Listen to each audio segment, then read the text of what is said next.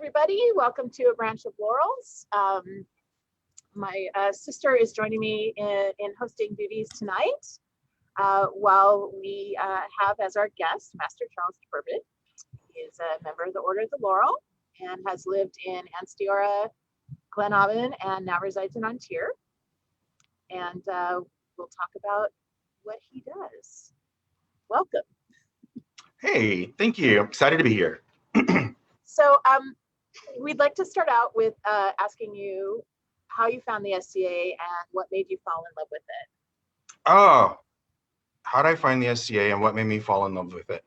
Well, I found the SCA because I have terrible penmanship. And my mother read someplace that if you put your child in calligraphy classes, that will help their penmanship.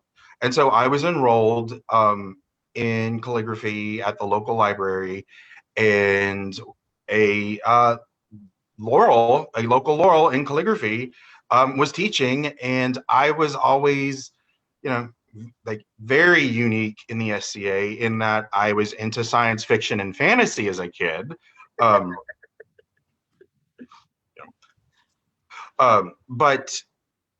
what it was is she recognized that and like threw little nuggets out about the SCA, and I just sort of was like, like following the little breadcrumbs, like just picking up what she was putting down. And eventually I went to my first event, and as part of this, it was actually a merchant household, and my first year and a half was part of a household that was a merchanting household. So spent, I think by nature of where you're forced to be most of the event, you end up being kind of fringy, not by choice, but by the fact that you never really get to be in the event.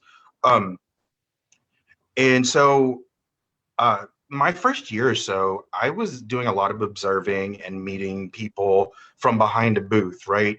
And just taking it all in.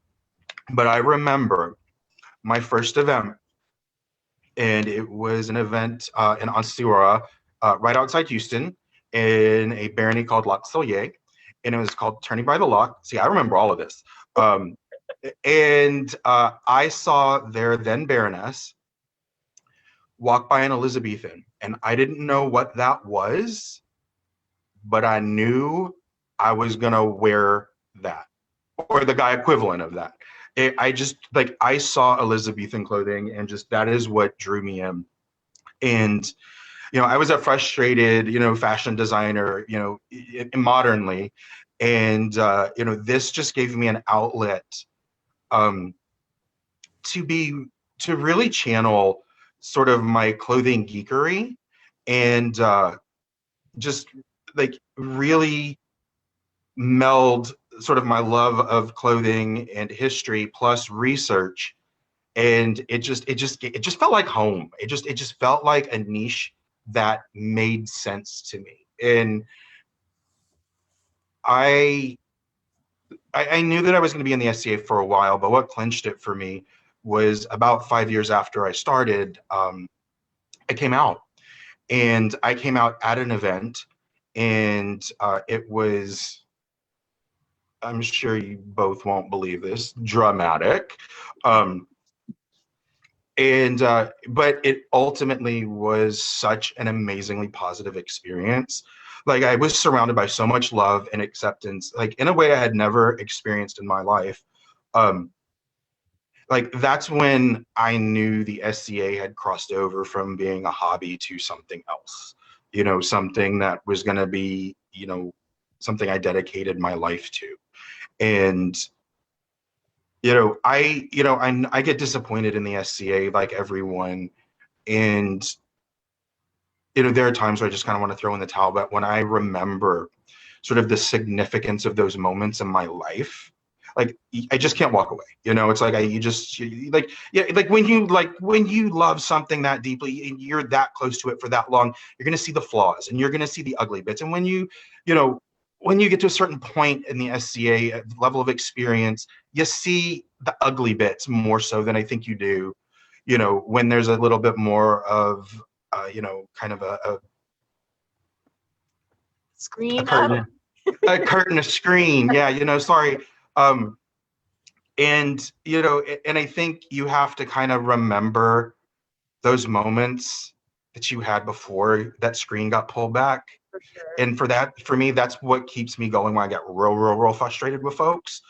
Because let's be real, it's folks that we get frustrated with. So, when I get frustrated, I just try to channel those things that just made it precious for me. And that's what makes me want to keep fighting a good fight. Whatever that fight might be. How old were you when you started? I was 17. Yes, I was. I was 17. And a very lost 17-year-old. And I think the SCA really, helped me kind of center myself in a world that I just didn't understand.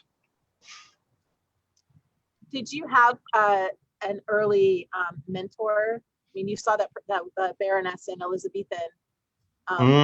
Did you end up approaching her about how that outfit got made, or? No, because I had terrible peer fear, right? And one of the things that appealed to me so much about Elizabethan is just how damn intimidating it is. And it did its job, because I absolutely did not, it was like bam, and it's like bam, and and I didn't approach her because, again, I was still I was playing on the outskirts at this point, right? But I did, through trial and error, and through the work of Laurels, who went before me, taught myself Elizabethan. And there's 2 call outs around that, by the way. One, Drea Lead, I don't like that name, a lot of people will know in the 16th century world, who got a lot of our feet wet, right? So without her, and I'm bringing her up because I have been talking about we stand on the shoulders of those who went before us, our research builds. And I feel like we forget that. So I also want to acknowledge the people whose shoulders I stood on. And another one is Antier's own Laurelin. Yes. And because I met Laurelin at a Penzic, where she taught this 2-day immersive Elizabethan class. And I took it, and it was life-changing. And then I asked her a bunch of really dumb questions, and she was so gracious, and then took me back to camp and taught me stuff about working with making leather jerkins, because I had been tapped to do some royal sewing, and they had given me a hide of leather and was like, he wants a jerkin. And I was like, I've never done this before, but okay, let's do it. And so she, brought me back to camp and showed me some things. And it was just like there's other people whose research that I built on. But as far as being a mentor, I had an amazing Laurel. I eventually apprenticed to a Laurel in Ansteorra, who not a 16th century clothier, needleworker, actually, which is hysterical because my hand sewing and my needleworking skills are terrible. But she knew how to position me and put me in touch with the right people.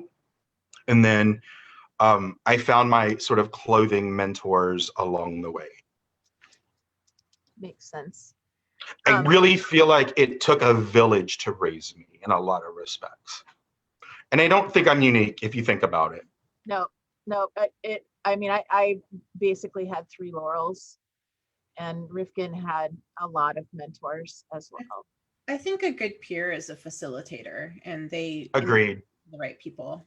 Yeah, for sure. I think, that's what I try to be, and I know we don't want to go off on too much of a tangent, but while we're here, go on all the tangents. But, that's what I try to remember, is that a good peer is a facilitator. Rifkin, that is spot on. And I've actually been trying to internalize that even more recently, just, because I'm doing a lot of self-evaluation of kind of my perspectives as a peer. So yeah, I really agree with that statement. I think that's our job, is to facilitate people's paths, discussions, connections, all of the pieces and parts. And it makes us more approachable, right? I mean, you can admit, hey, I don't know everything, and there's somebody who knows more than I do, and that's okay, right? Like nobody can know everything. Nobody can be the end all be all.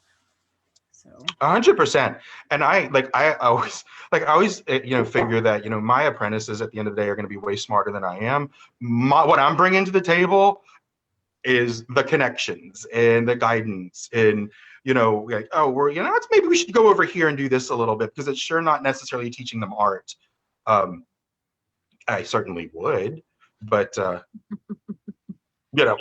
just haven't. That's not our relationship. But yeah, it is about that, and I hope that it does make us approachable. I truly do, because that's also something I've become very. For the longest time, I was like, yeah, we have a reputation. It is what it is. There's nothing we can do about it. But the last couple of years, I've been like, I think there's ways we can start chipping away at that. I mean, that's what Athenaeum was born out of, was that desire to start challenging some of those stereotypes. So yeah, I think it does make us approachable too. Yeah. I love Athenaeum for that. I can't wait to go to one in person. I missed the first one. Oh my God, me too. But it was the online one. One of my apprentices entered, and it was, she's been in the SCA for decades and was a little burnt by the art community, and having that opportunity to do kind of a low pressure competition, but not really a competition, just a display, was so great for her. And thank you for that. Thank you for facilitating that venue. It's awesome. It's, I think it boils down to professionally, my job is to do customer experiences, specifically voice of the customer type work. And I approach everything with that mindset. And when Christiana, for those who don't know, Dame Christiana, my BF, my bestie, was Minister of Arts and Sciences. I was her deputy, and there was a big survey that was done of the arts community. And our artisans gave us so much feedback. It was just this absolute wealth of feedback. And you know what? It said so much. Oh, guess what? The only path we have forward is competition, and we hate competition. And I'm like, yeah, y'all, me too. I hate it. I hated doing it. I hate judging it. And I was like, yeah, and I was just, I was like, there's this event that helped me as a baby artisan in Ansteorra, and it's called Laurels Prize Tourney there.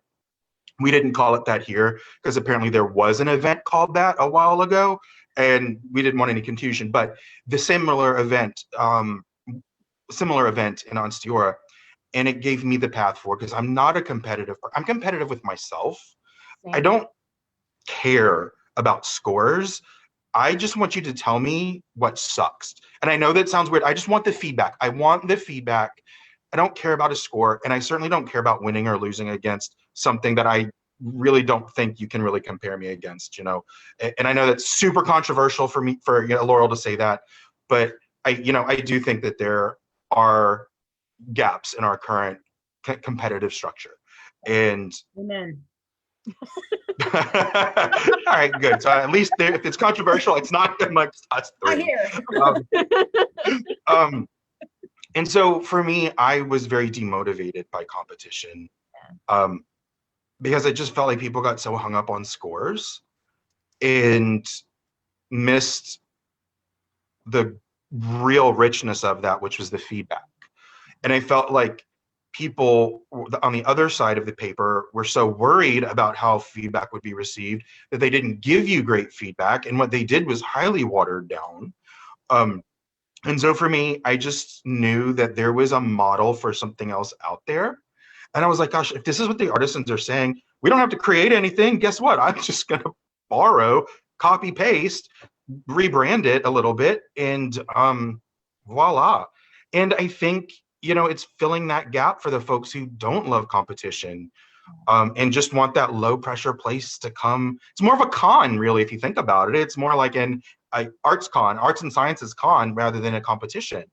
And, I love that. I love the lack of pressure, and the fact that as Laurels, we can just go be ourselves, right? We can have just sit and have a conversation like we're having right now with an artist. And gosh, you know what? When I was coming up as a baby artisan, that's where I got my best feedback, was just sitting down with someone and saying, what do you think? Just, tell me, pick it apart. And, and so many people were so gracious in doing it gently, but doing it. And I feel like there's so much richness that comes out of those sort of casual conversations. And that's what I hope Athenaeum fosters. Yeah. And if you aren't, and a kind of a bit of I'm mostly an introvert, but I also have an extrovert side to me. And I was able to like go up and plop myself down in front of somebody that I knew did an embroidery stitch I wanted to learn. And I'd be like, hey, I have all the stuff, teach me this thing, and I could get aggressive about that. And a lot of people are not comfortable doing that. And so this really gives, Yeah. And I'm going to shamelessly do this. I'm going to plug something right quick. Do it. They are doing a Laurels Athenaeum this year. So I want to challenge all my Laurel companions. I'm doing it. I challenge y'all to do it. Because it's going to be so much fun to be on this side of the table. I promise it's a blast. So, it's my challenge to all you Laurels out there. Come on. Okay, I hate doing stuff like that, but I am hereby accepting your app. Well, I wasn't putting you specifically on blast. This was more towards the broader Laurel audience. But as my grandmother used to say, I didn't mean to hit you, but I didn't mean to miss you either. So, I am good with putting my money where my mouth is and stepping up to the plate. So see that, y'all? Shoxy's doing it. Yeah. So I don't know what I'm going to enter, but let's go. Let's do this. And that's the beauty of it. It really doesn't matter. It's just bring what you've done and what you love and what you want to geek out about. I'm not doing anything new. I'm bringing my freaking 12th night hoopla that everybody's tired of seeing.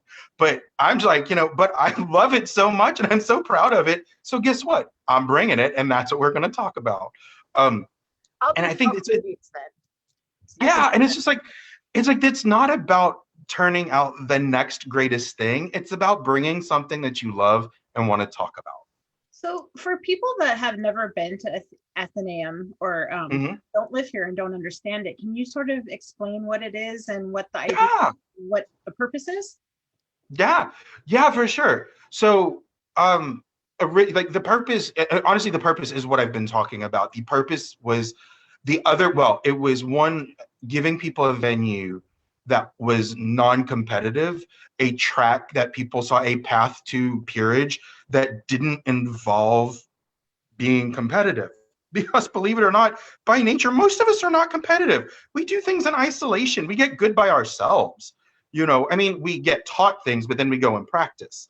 But so there was that component, but then there was this other component, and this is what I also talked about a little bit earlier, there was also the unapproachable bit, right? There was a lot of the Laurels are so unapproachable.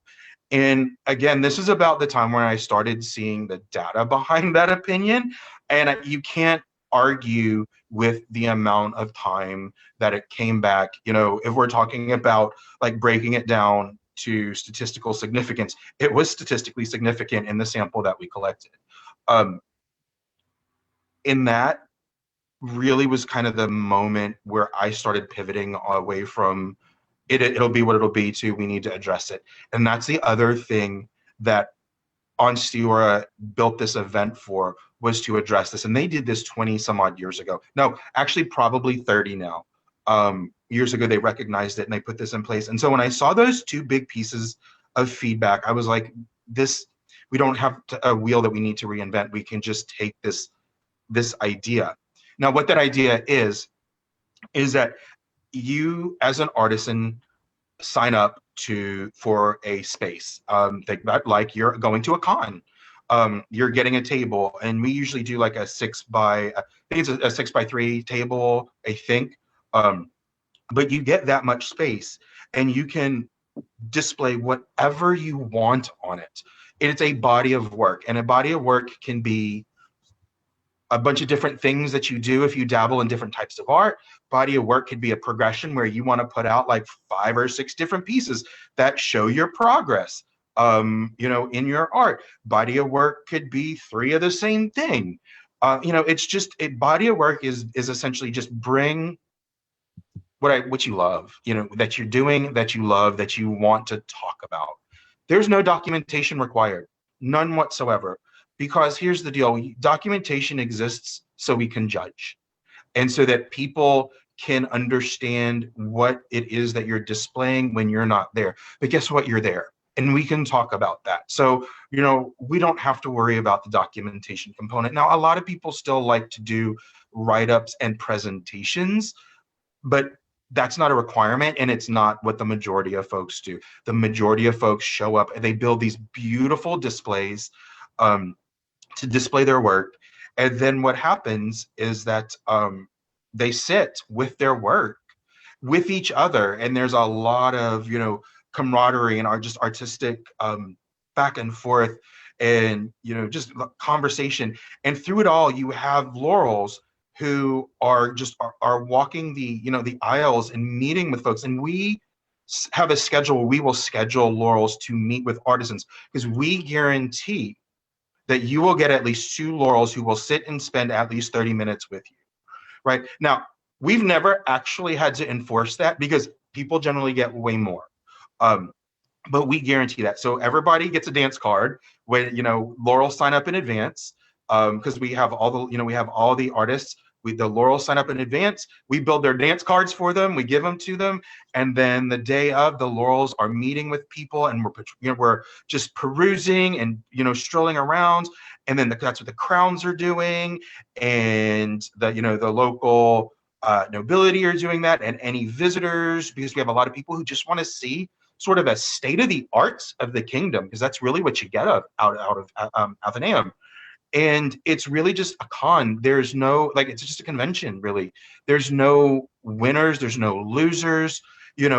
Everybody wins, because it's just about connecting and bettering and furthering the arts. And it is just the most empowering experience, because we haven't been forced to rank things and judge things, and people are walking away with valuable conversation that I don't think would have had with the barrier of a judging form between the two. Yeah. So yeah, that is, I think, Shakti, did I do a pretty good job of describing it? I think I did, right? I think that's really good, and I think that the point you bring up about not having the barrier of a judging form is really important, because when you enter, especially our arts and sciences competition, it's this very strict form. And when you judge it, you have to go by the categories. And I have had a couple of people, one in particular, that their entry didn't hit any of the things that are on the judging form, and I couldn't give them points for really anything. And it was devastating. It was devastating. And, yeah. It's one of the things that I always tell people if they're thinking about entering A&S is read your form and cater your entry to your form, to the judging form, because the judges are hands are tied. They can't, we have a little bit of bonus points we can give, but yeah. So sorry, I went off on a tangent. No, not at all. I think it's super related, right? I think, as I alluded to, or not, I didn't allude to, I said it. And as you're saying, as you're talking about, there are gaps. I think there are gaps in the competitive process that exist just by the nature of it being a competitive process. And I don't think they're gaps that we can ever address. And I think what we have to do is accept that there are certain type of people who are motivated by competition, right? They're motivated by, here's what the form says, and I'm gonna, it's like a puzzle. How do I get my, use this criteria to build my project? And, and it's a different mindset almost than a display where you're like, let me do what I love, right? I'm doing a little bit more free form, and I think, we just have to accept that there's going to be flaws in the competitive process, but it exists for a reason. And we should always do our best to minimize those flaws. But just by the nature of what it is, there are just some gaps that aren't going to be filled.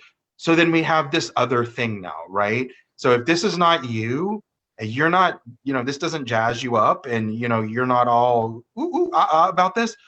Hey, there's something a little over here that might be geared for you, which is a different path where we can have the same level of interaction and depth into our discussion. It's just happening in a very sort of relaxed, casual, conversational manner. And some people are uncomfortable with that because they like the rigid guidelines of these are the things that I'm looking at. And, so there's also, on the other side of the table, even people who are more comfortable with a competitive format versus, more of a display format. And that's great. And I don't want to denigrate anybody who's super into the competitions, because there are people in our kingdom who are so passionate about our arts and sciences competition and about making it better. And yay you. But it's wonderful to have an alternative, for sure. So it's about making arts even more accessible for folks, right? And it's just another path for folks. And I put the link to the registration process in the comments if anybody's interested. Oh, Rifkin, thank you so much. She rocks. Free publicity. Let's circle back to your story. Sure. Oh yeah, my story. Yeah, we're back to that. So we left off with you coming out in the SCA and what a wonderful experience that was for you. What was sort of your next step? So kind of life got really crazy at that point for me. And it's a part of my life where there was a lot of self-discovery that was happening, and a lot of difficulty happening with my family. And there are things that I've talked about, right? I came out, I was kicked out, disowned, and it was the SCA that provided the landing place for me. It was my family in the SCA who kind of circled around me and kind of stood by me. But during this time, there was also a lot of self-discovery. I was also in college full-time and working 40 hours a week. And I had recently, I've discovered who I was, right? And so, when you think about it in terms of physics, content's under pressure, right? And that pressure released. So I went crazy for a while too. And so I discovered gay clubs, and I was in a club 5 out of 7 nights a week. Like my grades went like this. And I discovered drag at that point, and then got into drag and got pretty big in drag, and left the kind of detoured out of the SCA and pursued drag for about 4 or 5 years in the Houston Gulf Coast area, sort of in that part, and got to a point where I had to make a decision whether I was getting enough bookings that it was now like impeding with my other life. And I had to make a decision, like, was it going to be this or was it going to be this? And this was well before Drag Race and anything like this. There's no future, right? So I parked it and then kind of went and just followed my professional career. And I just kind of drifted away from the SCA at that point. I had been in the SCA for about 8 years, 9 years at that point. Yeah, because I had gotten, 8 years, about 8 years, because I was a Gulf Wars champion. I gotten my grant for arts, like Arjam. Oh crap. It's like I know every award, but first it's like this thing where you have these things that you always get reversed, and no matter how many times you like tell yourself, it's like you're reinforcing the wrong thing, and it's always the Gout and the Jam for me. And I whatever our grant level art subboard is, it's It's the jam. Jam. Just think of it as the The jam. hands that creates things. Oh, see, I love like devices to remember things. I actually probably won't ever forget that again now. You're welcome. Oh wait, because then that would be like the, oh my God. The food is the drop of blood. I just. It's all good. Oh dear. I'm gonna give you the more you know rainbow now. Sorry. Yeah, and it's really funny because there are people who are laughing because they know I can't get those 2 awards right. And they're like, how long have you been here? And I'm like, 9 years. And they're like, seriously? You still don't? I'm like, I know what they are. I know what they mean. It's just in my brain. They just keep getting reversed. But back to the story. So I had drifted away from the SCA, and I was about 25 when this happened. And so from about 25 to about 29, I was on this break. I was built like professionally, like developing. I had moved. The reason I had moved was for work. So I left Ansteorra and I moved to Meridies. And so I was in Meridies and didn't play a whole lot, played a little bit while I was there. Mostly just kind of dipping my toe in and going, yeah, no, still not ready to go back. And that's not casting any disparity at Meridies. Just I wasn't ready. I was still figuring out who I was. And so then I moved again to Glenavon. So I moved from Alabama to Mississippi, which was a life-changing experience as a gay man in the South. But you know what? I'll tell you this. It's easy to focus on the bad stuff. I actually met some amazing people, some of the most accepting people in the world. It's it's so easy to go down the Alabama and Mississippi. And I'll tell you what, there's some amazing people that I met there. But I am definitely glad that I now live in Washington. It's a lot easier to be open and in a relationship. But when I moved to Glenavon, when I moved to Mississippi, I don't know what it was, but something about the bug just kind of bit me again. And I was like, I'm just gonna go check and see what's going on. And I dipped my toe in the water and was like, okay, maybe I can do this. I don't know. And then at my second event in Glenavon, I met the then queen, who just decided that we were going to be like, she just met me. She was like, we're going to be best friends and you're going to come back. And it didn't really give me a choice. And I came back and I played there for 5 years, I think. And that's where I was laureled. I was also the Baron of Ansteorra, which is New Orleans, and had a lot of amazing memories there. And while I was Baron of Ansteorra, I had lost my job. This was 2008-ish. We were it was the Great Recession, and I was really struggling financially, and that same queen had moved to Washington and went to work for Amazon and was like, you're moving here with me. And I was like, no, I'm not, Mary Grace. It's not going to happen. If y'all hadn't figured out who it was, Mary Grace. And I was dating this guy who I was just in love with. And I was like, I'm not leaving. I'm sure the job's great, but I'm in love.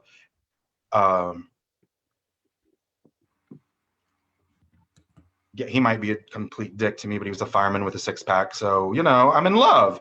And we'll do a lot for that 6-pack. I'm telling you. But then he dumped me and broke my little heart. And then I was like, you know what? Fuck it. I'm out of here. I'm broken. As much as I love this kingdom and these people. I'm so broke. And they're just, and one of the things is the economy just wasn't great and there wasn't a lot of opportunity. And so I did get a job offer and to come to Washington 10 years ago. And I was still landed at the time living here, and I had to fly back 6 months later to step down. So this was also the time that Havort, who was king of Glenavon, was living here. And so we had a landed baron living here as well as the king. And it was just like, I don't understand how this is all going to work in some sort of weird treaty kind of way. But I was at a point, I think people don't understand, if you've never been landed, how hard it is if you're in a group that is very passionate about the game. And I was really burnt out. And I was like, I'm done. And I gave everything away, every last bit of clothing, everything. And I was done. I was done. And that same queen, that queen, who, right, because like we've obviously stayed in contact. Like I lived with them, and they had started playing again, and I just wouldn't. And I just was so, I had just been a little heartbroken by some stuff.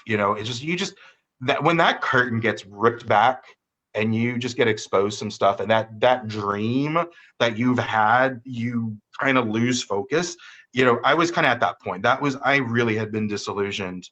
I think that's pretty common when landed barons and baronesses step down to have a little period of recovery almost, because it's such a job.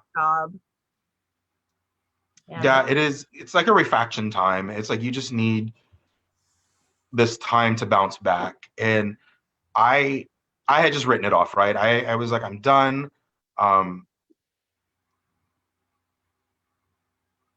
don't know. I just, yeah. And so I was here in Washington for about 3 years. I was living out in Wastekeep at the time, and I it just started like getting the little hankering again, right? That little, like that bug bit again. And of course, Mary Grace isn't helping, right? She's just dropping little tidbits here, and just like little bits, like just the bits that she knows are going to really intrigue me about the new kingdom that I'm living in, but I haven't been to yet. And so after a while, I was like, fine, and then I went to my first event, which was the second crown that Thorin won. No, it was the first crown that Eric won. The Eric one? Okay. Yeah. I remember seeing you and Mary Grace up on a hay bale at the event that Ren got knighted at. It was a May crown out in Eastern Washington. And you guys both had on your big, coronets. Oh yeah. And you were you were a pair of late period folks in this very early period encampment. Oh my God, that might be that event. Maybe was that that crown? It was that crown, Rifkin, that you went so far in, right? It was May 2011. It was the one that Thorin. Sounds right. Yeah. Yeah. Skeggy was king. Skeggy was king. That's right. Skeggy was king. And Thorin won that crown. Anyway. Yeah. Yes. Yeah. All right. So I've got it. Like, I drank a lot. What? Yeah. Okay. Yeah, it would have been about 2000. Yeah, it was May 2011. Yeah, that sounds about right. But I met some folks, and I realized that like these were people that like I just met the right folks for where I was in my life, and I was like, these are my people, and maybe it's time maybe it's time to start, playing again. And so I've been back at it now here for about 9 years, thereabouts. 8 years, 8-ish, 9-ish. And you have in that time become a really integral part of our kingdom. Oh, thank you. I don't give people a choice,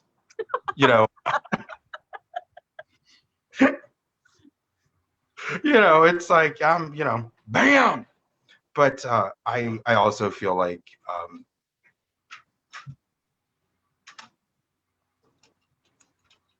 I love every kingdom that I've lived in for different reasons. But I think this is where I'll stay. And it there's just a lot of things I think Ansteorra gets right. And I do love it here very much. So yeah, that's my story of how I got to here in this moment speaking with the two of you. Well, I think you've actually skipped over a really big part of like how you got invested in Ansteorra, because you're invested and you got invested pretty quickly. Did I skip that? I think you did. Maybe I covered it in my head and I was, which I do a lot, because it's like I'll have 50 thoughts for the one thing that comes out of my mouth, which is also why I get lost sometimes in what I'm saying, because I'm like, did I say that or did I just think it? So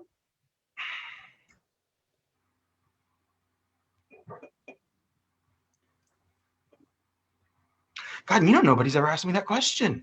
Well, I'm asking because it's easy when you go to a new kingdom to sort of, play on the fringes and be like, but you like, it seemed like, at least from a distance, that you hopped in there and you just went for it and you made this huge. And Ansteorra is kind of famous for being really insular and not accepting of outsiders.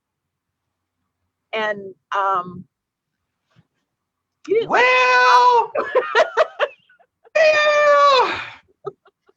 remember how I said I don't give people a choice? You're gonna like me. No. And we can. I think it's a couple of things. I'm recognizing and becoming okay with the fact that I am very unique in Ansteorra.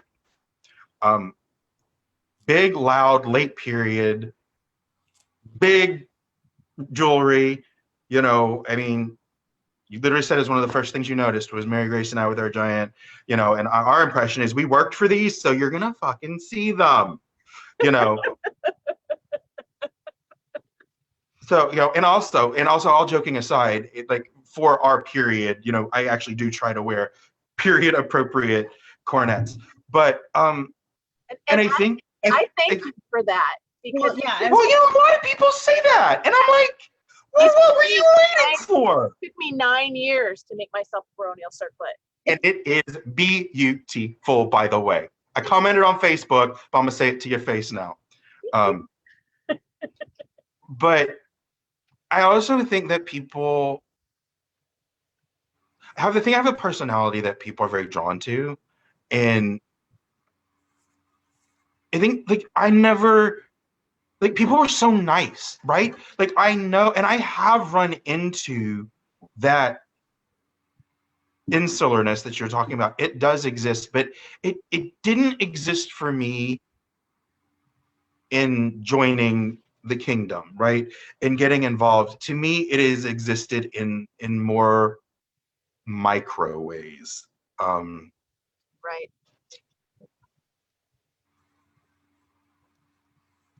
You can say it. No, I'm actually trying to figure out if my hat's crooked. Oh. Sorry. So priorities, right? Priorities. At the end of the day, it's priorities. Like, how's my hat? It like I never experienced.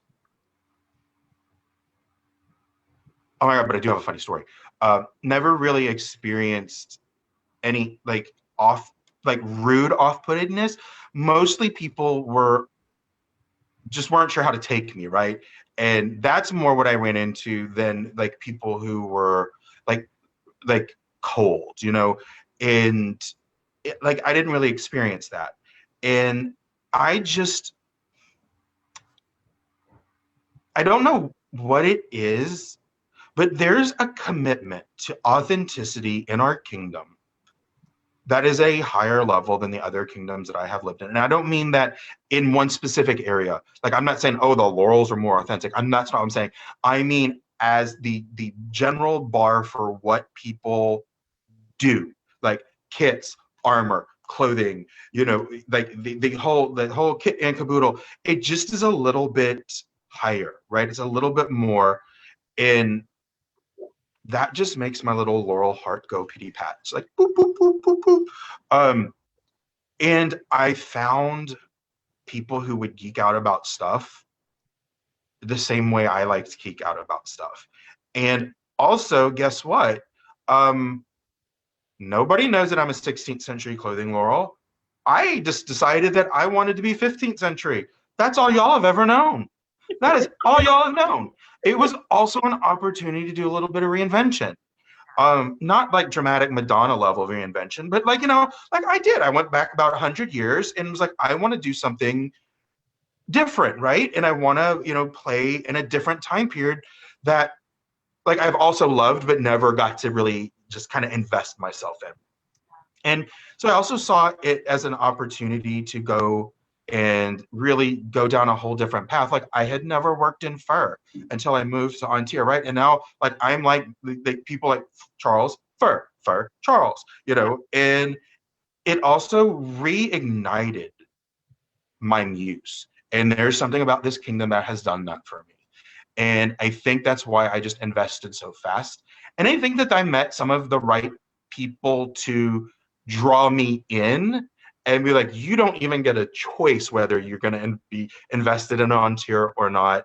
You know, you're here and you know how to make beautiful things. So guess what? You've got a job. And then, oh, you've run retinues before. Yeah, I have. Oh, guess what? You know, and so I just didn't really have I didn't really have the opportunity to play on the fringes, to be honest. And I mean, but the other part of it is my best friend was already really instilled here and was like, as soon as I showed up, was just like, oh, and meet this person, meet this person, meet that person, and this person, you know, and it was, you know, I was exposed to a lot of different people real fast. And so and then people were just so welcoming that I was just like, how can I not invest in this kingdom? And I have, and I think by and large, I hope that I've made it just a little bit better. Like that's what I want, is like I just want to make sure that I made it just a little bit better by being here. I think that you have achieved that for sure. And I think we all want that. At least everyone here. We all. I think so. I mean, I truly agree, right? I don't think I'm unique at all in wanting that, you know? Yeah. So your Mary Grace has left the kingdom, but she kind of enabled you to make enough connections that having her leave hasn't left you without a base in Ansteorra. All right, so don't tell her that. I think she likes to think I'm over here inconsolable. No. I mean, you know, we have one of those relationships that like we don't have to talk all the time, you know, and I think she and I talk more now than we did when she actually lived here. And you know, but then like I met my husband here, and then I got married, and then all of a sudden, you know, I got, you know, then dogs, and like it's just like I got a life, and you know, and then we just didn't see each other anymore. And so like the leaving, like I don't want to say it like I don't miss her, because I do desperately, but like I have my own full life and my own friends and, you know, my own identity in the, you know, in the kingdom. And I mean, yeah, it's like, it's just, you know, it is, you know, again, don't tell her, but I am surviving, you know. Thriving. Yeah, I might even be thriving. You're right. I think that's true. Oh wow, I had something and it just popped out of my head. Are we gonna look at some of those pictures? Yeah, let's look at some pictures and then maybe I'll remember what I was. Oh dear. Are we ready for this? I have no idea which ones we're looking at, but I know what I sent over, and none of them are flattering, so this is gonna be fun. All of the ones you sent. Oh yeah. Yeah. Oh, I was so proud of me. That was an early piece that I had made, and really in that picture had outgrown. Bless him. But I was gonna give it a good try there. But yeah, then I think I was probably 24, 25. I was gonna ask. Yeah, I think so. Yeah. Oh dear God. All right, so this is the second outfit I ever made. Oh. It is it's all beautiful polyester. I mean, it is all 100% polyester. I went all the way in on the polyester.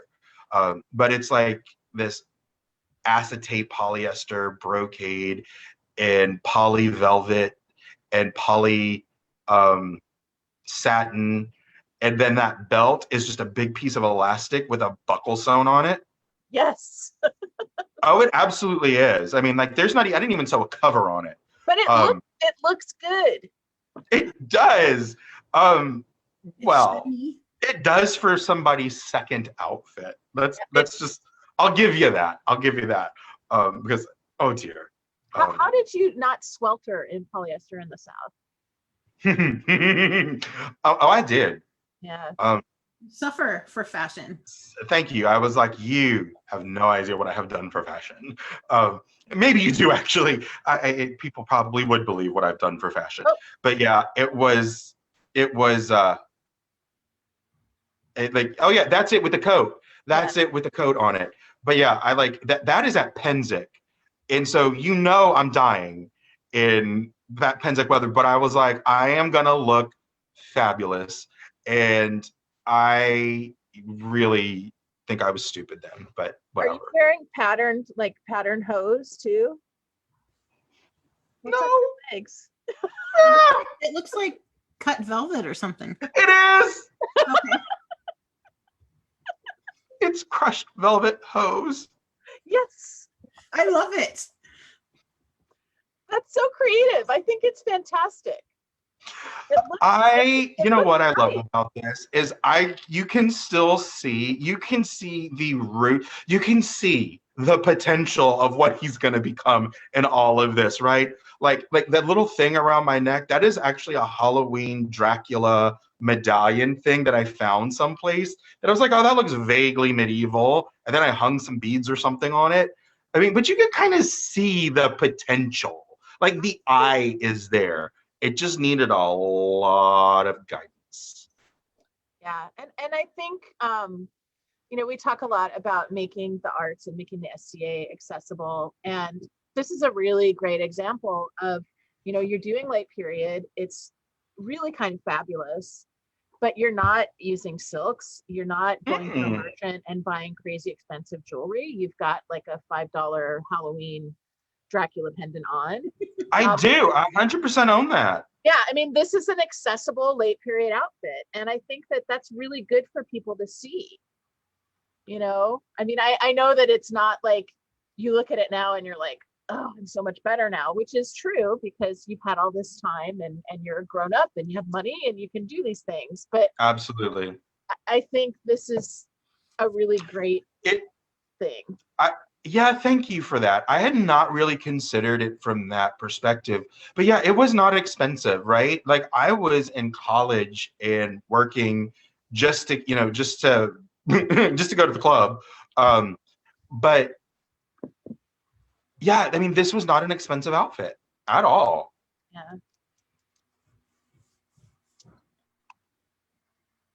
And then it's laced together with a silver metal shoelace. Perfect. Nice. Just oh, okay. That is the last court from when Martha and I were stepping down. And I had already moved to Ansteorra when I was stepping down, like as I mentioned. So I'm actually already living in Ansteorra when this picture was taken. And right next to me is the Queen of Ansteorra at the time, Morgana, and she was the Baroness of the barony that I was landed in, and I stepped up right behind her and her husband, and like just the two most amazing people in the world. And Halvork made her queen right there. So what you don't see is Halvork is sitting over on the other side. Mary Grace is in Ansteorra, holding down the fort, already trying to convince me that this is where I needed to be. And there I am in my 16th century German waff. And, and I actually still have it in pieces because I actually love that laurel pattern on it that I did, sort of the laurel in relief. And I'm going to use it as a border on a houppelande. Very cool. Very cool. So this lady next to you is the queen. Correct. But you reigned with a baroness. Yeah, and she's like, I'm pointing at it like y'all can see me where I'm pointing, which is hysterical. But yeah, she's sitting off to the other side of me. So the gentleman who's kneeling is actually kneeling in front of her. Okay. How did that relationship happen? How did you get set up with somebody? Because that's a big decision. Partner up. Is my heart like? I love Martha so much. They're like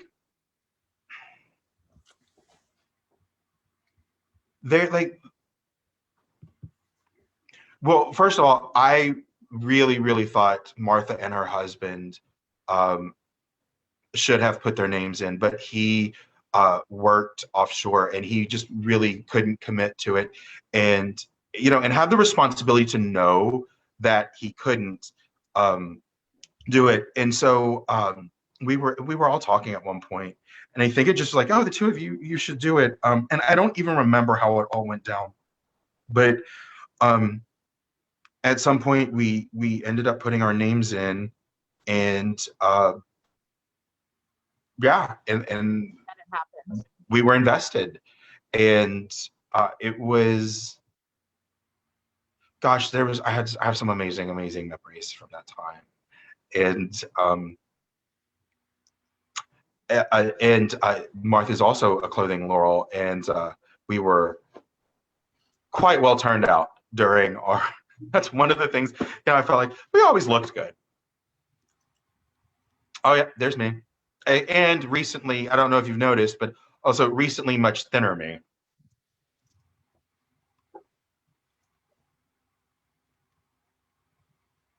Oh yeah, that is my buffet.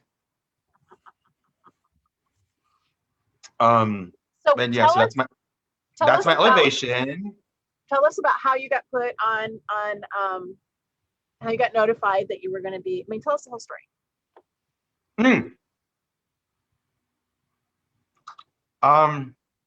Well, I was put on vigil in December. I was autocrating the largest event in Glenavon, which is Axmore's Christmas Revel. It's kind of like our 12th night, like sort of that sort of magnitude for the kingdom. And that's when they announced me. And I was more in autocrat mode than I was like artist mode.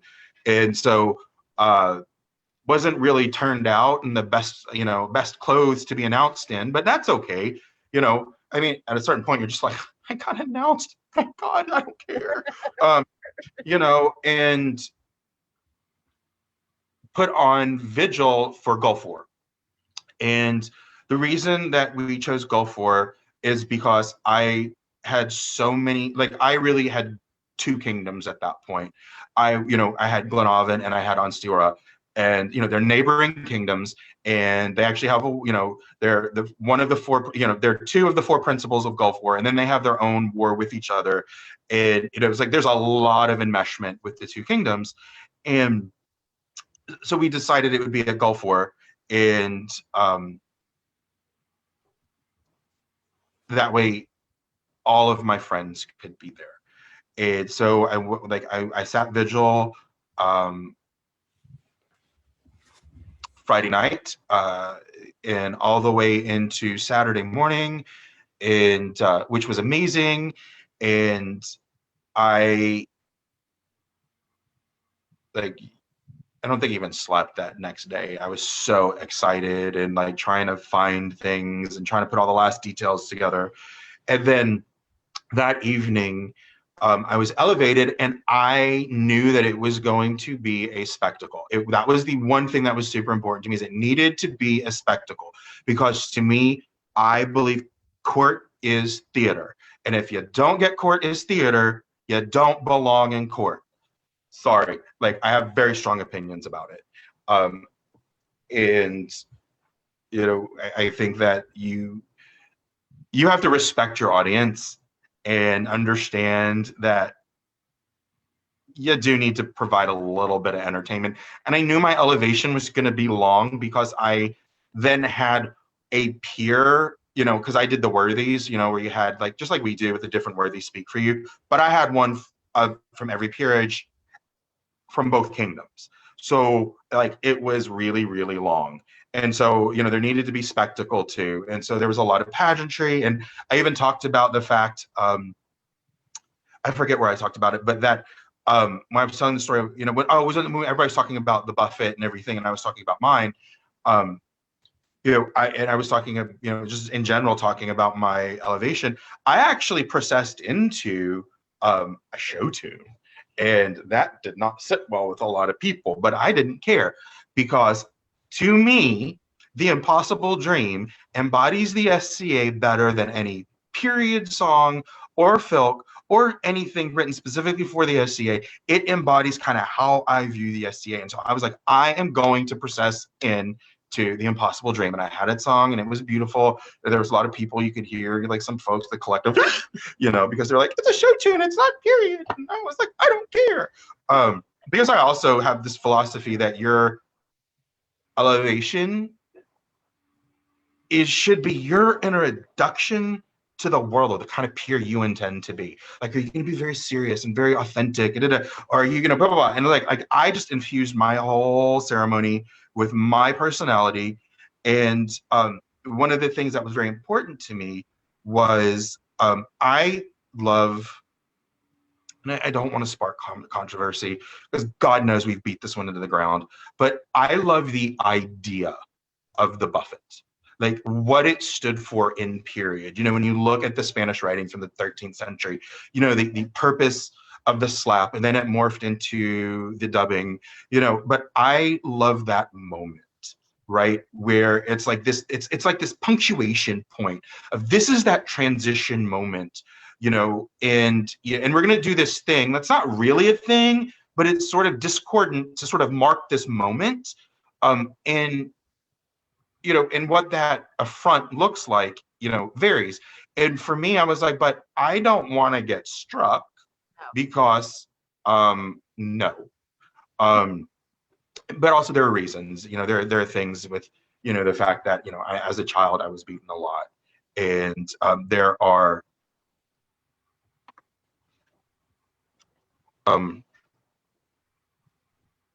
some things, there are just some things going on there. I was like, I just don't want to get hit. And then I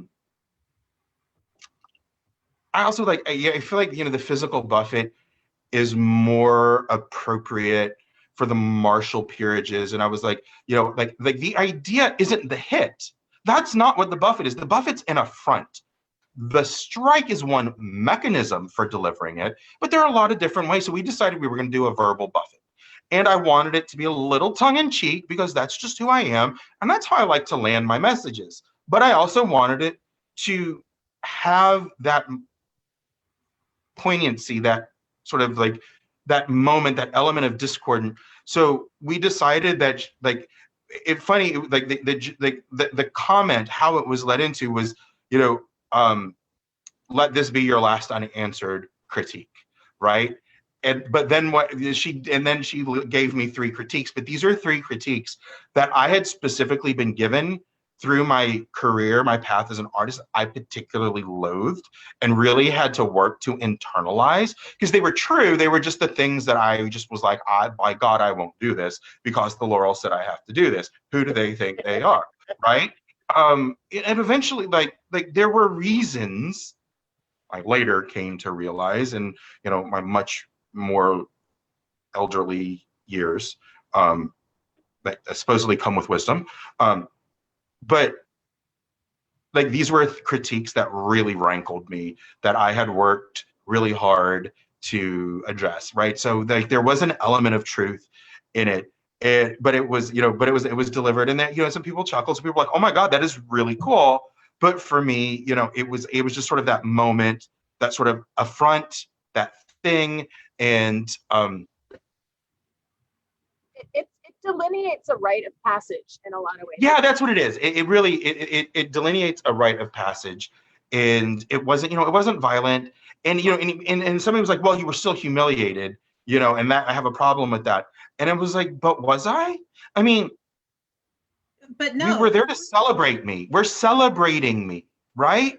You know, and I'm not really being humiliated. It's a ceremonial piece. I'm being ceremonially humiliated, but I'm not really humiliated, because I know this shit ain't true. I had to address this before to get to be a Laurel, right? You know, and I think that's where some poignancy is, you know? Yeah, it's a callback to your journey, and it shows, it highlights a particular area in which you've grown, and something that was meaningful to you. Right, and it's symbolic, right? Like, she's not really dressing you down. It's symbolic. And I love how creative you guys were in creating a different kind of buffet. I think that's awesome. Yeah, me too. And I think and that's why I was telling my story, is the whole dialogue around the buffet. Like, I think like it just became super clear that we were missing the point of the buffets. We were arguing the mechanics, but missing the point, right? And so it became, if you like, striking is a buffet, and therefore if you don't get struck, you don't have a buffet. And so we don't have buffets. And I'm like, actually, striking people is just one way of delivering a buffet. And what people don't realize is people have been doing this in the SCA for a really long time. It's just been like sporadic. And I was like, and I think as more people tell those stories, more people are like, oh, there are other ways to approach this sort of mark, this punctuation, this rite of passage, you know. And so, you know, and that's what we did, you know, with mine. And then after this, I was dubbed a Laurel and hugged and done, and 2 weeks later invested as a Baron. Wow, that's a lot of status change to internalize at once. I don't believe I got to be a Laurel until I moved to Ansteorra. And so that also ties back to Rifkin, to your question, why did I invest so hard? Because I never got to be a Laurel. I never got to be a peer, just in that pure sense, right? Like, never got to just be a Laurel. I became a Laurel, and then I became landed. And that job takes everything, like all of your energy, right? So I was focused so much on a barony that I never got to truly be a Laurel. And I think that, you know, I took some apprentices, and I really think I shortchanged them. And I don't know that I would have changed anything like in taking them, but I wish I had the wisdom I have now.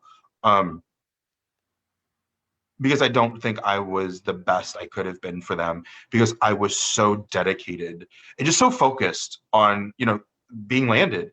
Yeah. So, you know, I also got to do that here, right? I get to be that. And that's the other reason that I've invested so heavily in the arts, especially, is I'm really getting to learn to be, I'm learning what kind of Laurel I want to be, because I never got to do that until I got here. And you're taking us all down the path with you, and it's awesome. Yeah, whether you like it or not. So this is another shot of your Laurels Yes. outfit. You had Yep. what, 6 months to work on those? 3 months. 3 months? 3 months. 3 months. Okay. Thank you. Yeah, it was 3 months. 'Cause, yeah, Gulf War's in March. Oh. It's October this year, but it's normally in March. So did you have help, or was this a solo journey?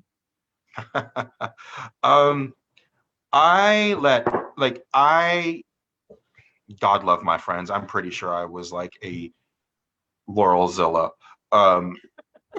No, I just had this is what I told my friends. I'm probably never going to ever be able to get married in my lifetime. This is going to be my wedding. And so we're going in. And I had a lot of things about like my vigil, how I wanted to be in the ceremony. And like, I had a ton of people who helped and chipped in, and like we were like, I was literally joking with like the Baron who stepped up after I did, because we were joking about the fact that his table still has paint on it from when we were painting banners, because we made like 20 some odd banners, because every one of my achievements, as they were read out, had a banner that processed with that badge on it, right? And then I walked between all of them, and I was like, yes, bow down, you know. But I had so much help. But when it came to the clothes, I wanted to do most of it myself. And it wasn't because nobody would help me. It was because this was what I felt I wanted to do for me. This was the part that I was going to like really go in on. Now, that's not 100% me, because there are laurel wreaths and fleur-de-lis embroidered around the hem, and that's Mary Grace. And then on the sleeves too. But everything like this construction, all of that was me. Yeah. And she was queen when she did all of that for you.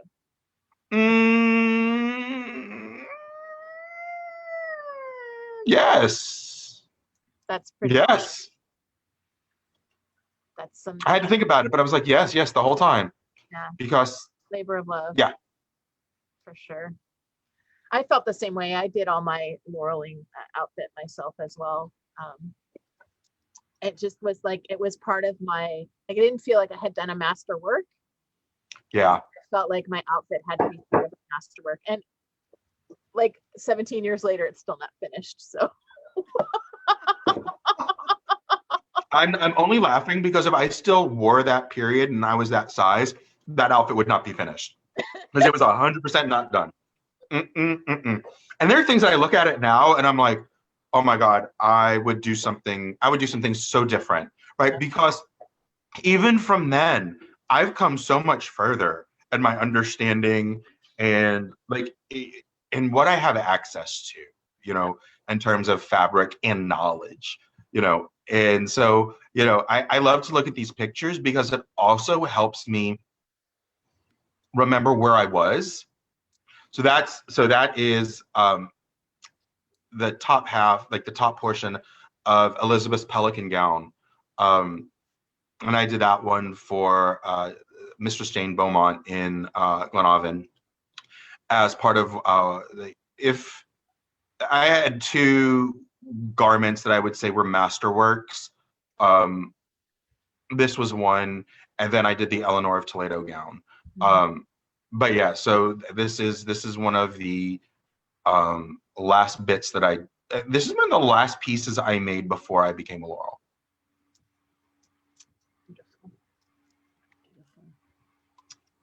Yeah. Oh yeah, so that is. Oh, that's a close up of a coronation gown I did for Mary Grace. I'm hoping that we can like see the whole gown because it'll make more sense. But you can kind of see over here the sleeves. This is really kind of the first time I had dabbled in fur, and I was faking ermine for her sleeves. I was using rabbit fur and then real ermine tails. So there is a full shot. This is a full shot of the previous. That's the gown. That's the gown I was talking about for Mistress Jane Beaumont, the Pelican gown, from Elizabeth's Pelican portrait, and that one is really interesting because the secret to keeping those sleeves up is how high you cut the back, and getting it to like, and getting that French cut in the front just to get it right. Like that was hard, but the hardest thing were all the damn pearls, all those damn pearls. But yeah, but I love that gown. I loved making it, and I would have loved to have done more with the skirt, but just I like ran out of time for ANS, and this was for an arts and sciences competition, and so I went back and did a little bit more. Now that is a Florentine gown that I did. No, yeah, is it Florentine? Yeah, I think it is. That I did for a friend of mine, and you can see that I love to bead. I did a lot of bead work, and then the diamonds on the sleeves, that's all cut and then burnt and into that fabric. So that's 2 layers. The blue is actually, those diamonds are cut and then burnt, and then you see the yellow silk underneath it. And that was it was a gown I did again for a friend of mine in Glenavon, and I just love the way that one turned out.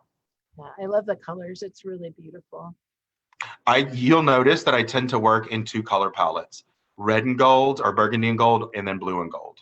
And I say that, and there's green and gold, but that was because that's what she wears, not me.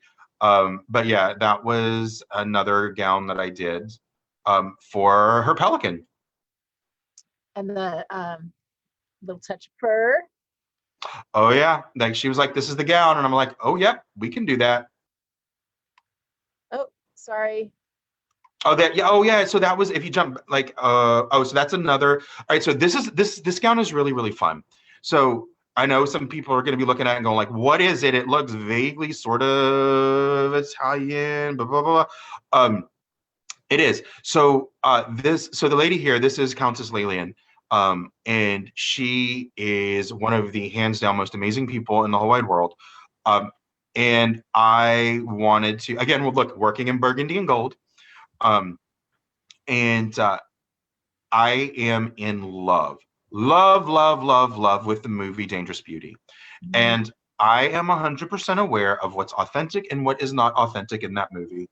But there is a gown that she is in love with, and I am equally in love with in that movie.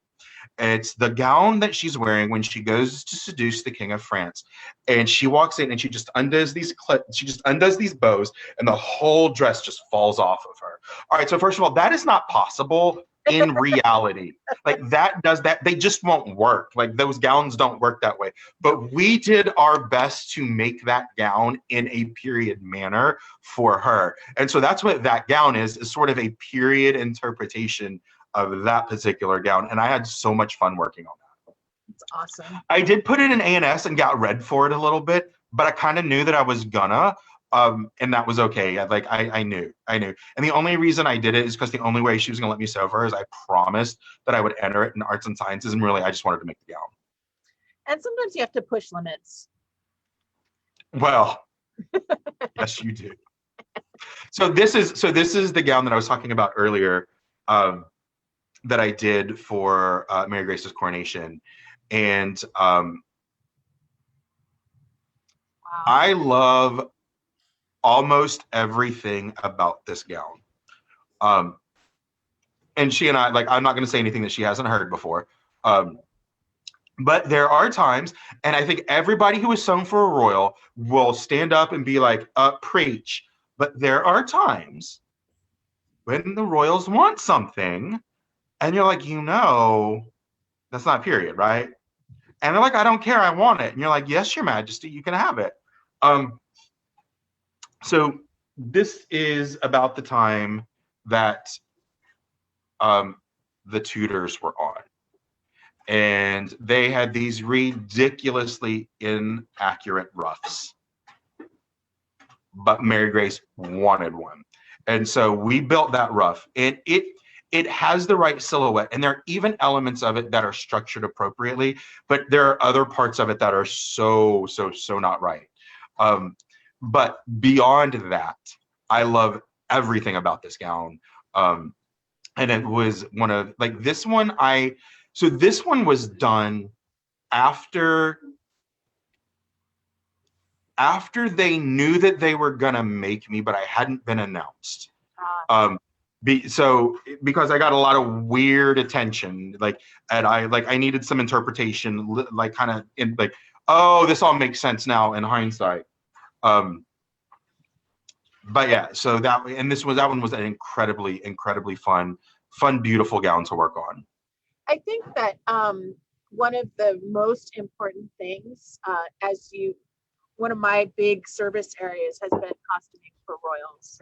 Mm-hmm. And when I talk to people about, if somebody comes to me and says, I want a costume for royals, what advice do you have? In addition to spreadsheets and all the other stuff, I say to them, you are costuming for your royal. You are making them clothing to make them feel beautiful or handsome. And it's not about you. It's not about what you want. It's about what that queen and what that king want and need to feel confident in the role they're playing. And I think it's really, really important. And I don't give a fuck if it's not period. That's what they want. Agreed. That's what they get. I will tell them, this is a more period option to look like. Right. Yeah. Exactly. I will strongly advise you. But I won't argue. If somebody wants a pretty princess dress, that's what they're getting. Absolutely. That's one of my soapboxes, and I just had to go there. Sorry. No, like I said, if for those who have clothed royals, they're preach, because it's you really have to kind of divorce yourself from what is authentic, what is period, and move towards, exactly as you're saying, what is going to make them feel amazing. Yeah, and that's my whole. Whoops, sorry. Okay, I can do this. There we go. That's my whole motivation behind costuming for other people, is making them feel transformed, making them feel beautiful. So that's what's more important to me. So yeah, and so this is the Eleanor of Plato gown, and this one was for another 16th century Laurel in Glenavon, who was very much a mentor to me while I was there. And this, if I had, I would say this was sort of my masterwork, that, and then the pelican gown. But really this one, because this one is it is constructed almost exactly out of Janet Arnold, and a lot of detail and authenticity of construction, sourcing fabric, and that bodice, it was just this was just a really monumental, very sort of it was a very much a demarcation outfit for me in the path.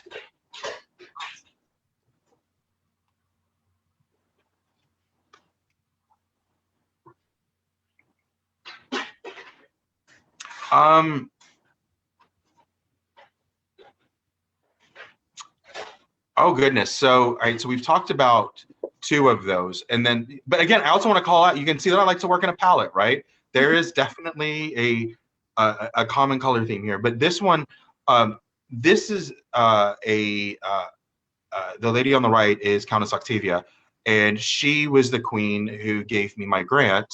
And my arts, and I did a lot. Also, the crown who gave me the side of leather and said, we want a jerkin. But I clothed her and him, not just myself, but I contributed and did several outfits for the both of them.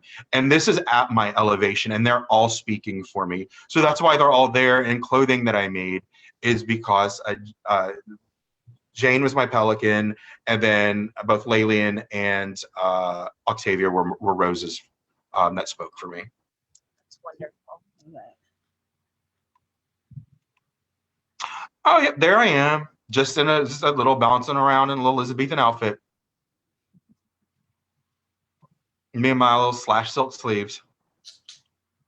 There, same one. Cute little shorts. My little shorts. There, so that's Martha. she it was so hot, and I insisted on wearing this wool that I had made, and she was like, "You're crazy." And in retrospect, yes, I was, because it was burning up. So that's why she's in Greek and I am not. And you're melting. Mm-hmm. Very much so. That's just another portrait of us. You can almost see Havork over there. Almost see him. It's almost in picture. But yeah, that was when we landed, and that was a different. So this was after we stepped down, and I was like, fine, it is ridiculously hot. Let's go slip into Greek.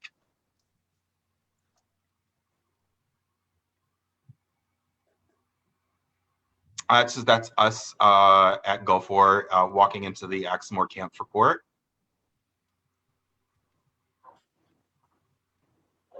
Oh gosh. Oh, why this one's really interesting. Very first hoop blonde I ever made. Mm-hmm. God, I've come a long way.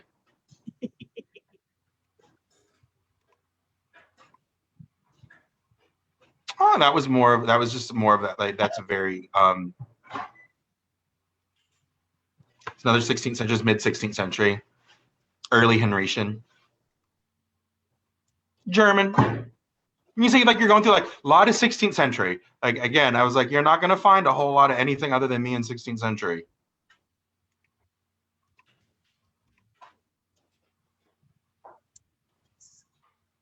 So that was our investiture.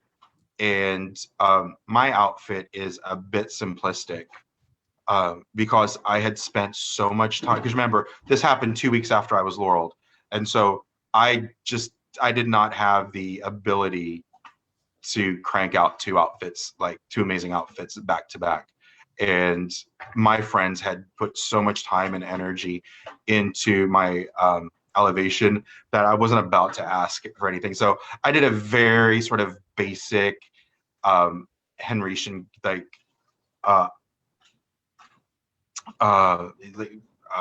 coat, and just called it a day. And it's not my finest work, but it was just, sometimes you just have to admit your limits and be like, yeah, not happening. Martha, on the other hand, looked fantastic. There's nothing wrong with a little black dress, Charles. It is. It's kind of like my little black dress. Yeah, kind of is. Kind of is. Oh, shoot. There we go. Oh, yeah. So that's another tutor, another Henrician that I had. That's me at Penzic. Wow. That's a lot of layers to wear at Penzic. Like I said, I have suffered for fashion. And then that's us. That's sort of the full view of our investiture outfits.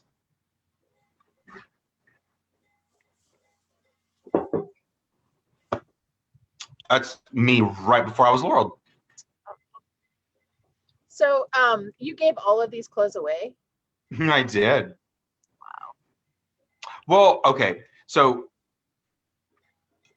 backing up, the blue coat has since been converted into a 15th century pourpoint, because, and Melusine did it for me, because when I decided to come back, there were a couple of pieces that I kept that were super significant to me. Right. And I decided I was coming back, and I was coming back with a vengeance. And so I was like, I need a new wardrobe. So I was working on things, and she was working on things for me. But she recut this and made this beautiful fitted pourpoint that I still do. Well, I'm going to say I still wear, but since I put on the COVID 30, no, I'm not wearing it until that comes off. But yeah, I have this beautiful pourpoint. So that garment doesn't exist anymore, but the essence of it still does. But yeah, I gave away the gold and the shirt. Yeah, everything. And then this brings us to today. Yeah, are we tired of this one yet? No. Because I'm not. So this fabric you bought on a trip, right? Across several trips, because that's there is 22 yards of Sartor silk, and I could not afford that in one shopping trip. That was buying a piece here. And I was back and forth to Prague a lot because when I was worked at Expedia, I had people who reported to me in Prague. So I was always, a couple of times a year back and forth to Prague, which is where I learned to fall in love with the city, right? It's my favorite place in the world. But incidentally, also where Sartor is located. So I would pop over and I'd get a few yards of fleur-de-lis fabric and, and carry it home. And the great thing about doing it there is you don't have to pay the tariffs that you pay when you import it, and you don't have to pay shipping. So I was like, do. It actually saves about $5-6 a yard. But it was bought in pieces because there's no way I could have purchased 22 yards by itself, like all in one fell swoop. No way. And for those that aren't familiar with your work, talk to us about the black and white inner lining that we're seeing. Oh yeah, for sure. So so the entire houppelande is lined in fur, and the fur that you're seeing is what's like the fur that it's lined in is what you're seeing in like right there where the sleeves are turned back, and that is a period type of fur, and it's I'm going to confuse some folks because like fur wise it's called miniver, but it's also heraldic fur called vair. And so people call it vair, and I'm like, all right, fine, it's vair. But actually, true vair, there's a lot more gray than there is white. Heraldic vair is actually miniver, which is actually the French. It's actually condensed mini vair, mini vair. And what that is it is the belly section of the Baltic squirrel, and this is an incredibly period fur that they like the fur trade. Like this animal, this little squirrel, like empires were built around like the export of this. The Hanseatic League was established based around this little squirrel. And so from this squirrel, we also get gris, which is the back piece. And so it's all gray fabric, and it's a lot denser. Then you get vair, miniver, and then miniver pured, which is where they take just the white sections of the belly and they stitch those together to create an all-white fur. And that was like, if you couldn't afford ermine, you did miniver pured. Like, so when I say you can't afford ermine, I'm still talking about this is the next step down from ermine. So you're still not touching this unless you're royal. But this little squirrel, like, what was used in so many different ways to line garments. And so one of the most common ways was how you see it here in my houppelande, which is miniver, which is the belly section plus a little bit of the gray sort of haloing effect around it. It's very striking. Yeah. How warm is it? People laugh at me when I say it, but it's not as warm as you think it would be.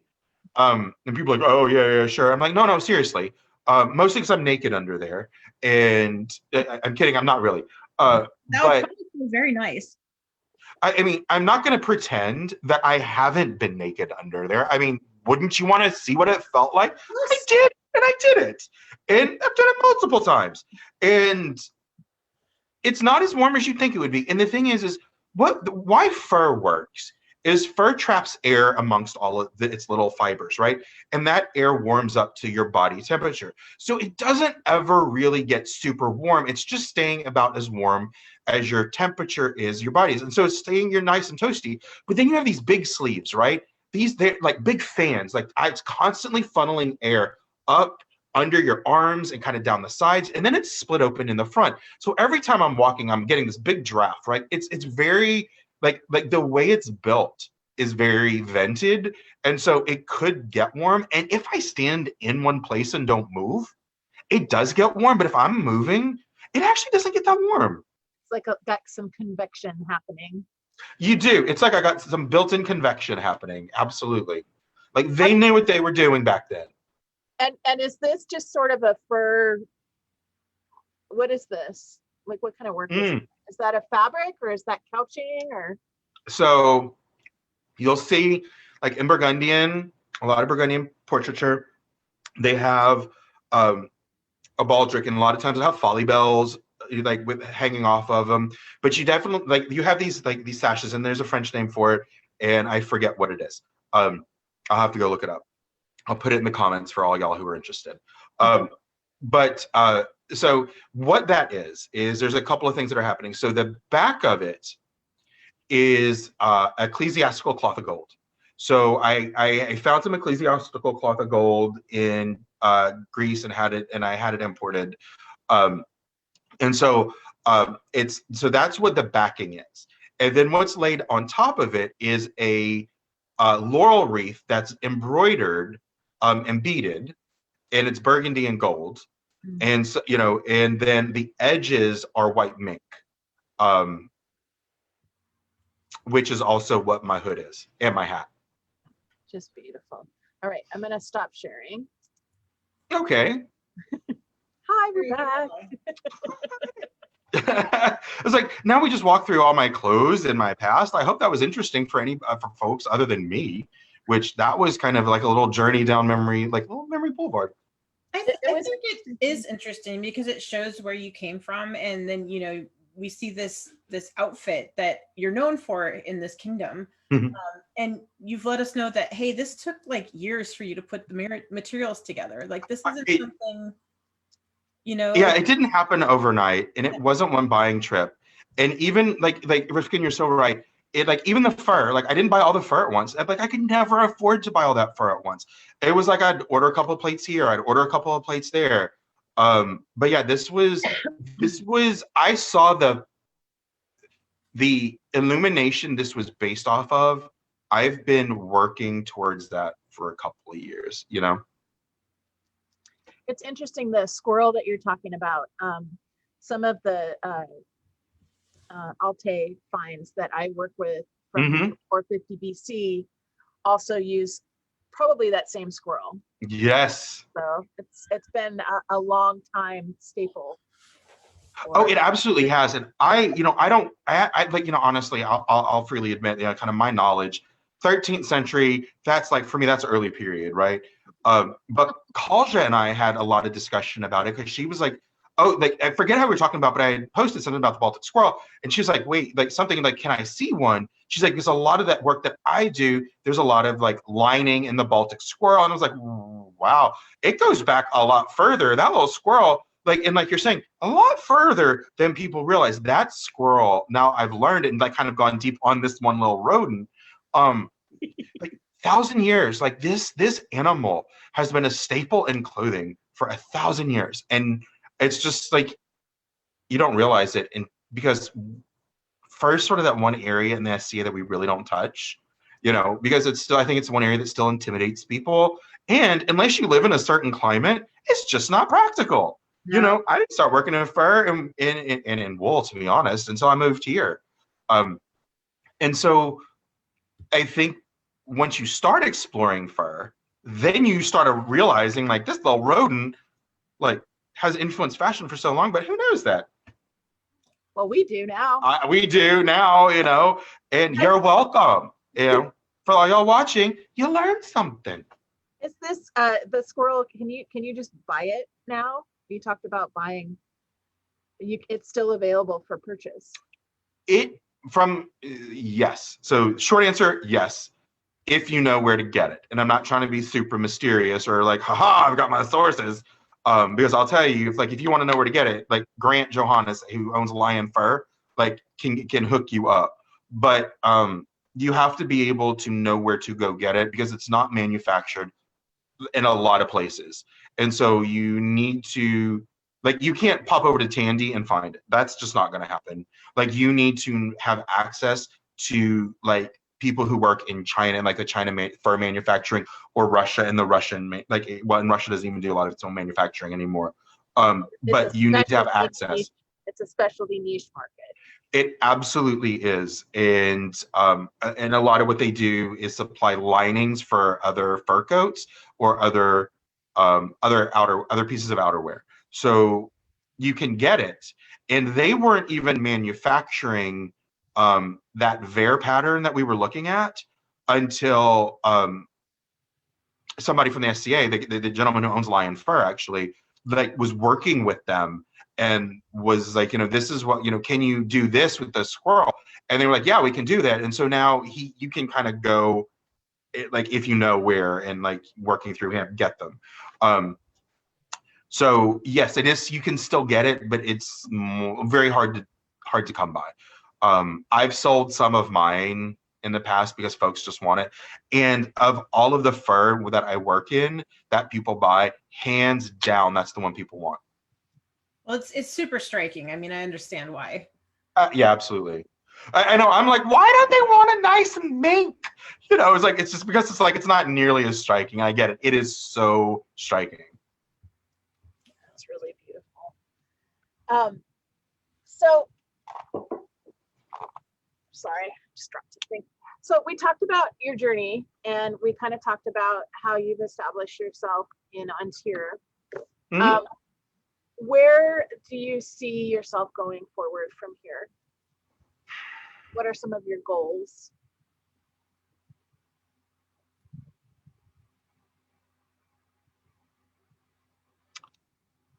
Wow, that is an amazing question. Because it's a question I've been asking myself a lot here recently. And I really love, like, for all of its many flaws, I really love the SCA. And I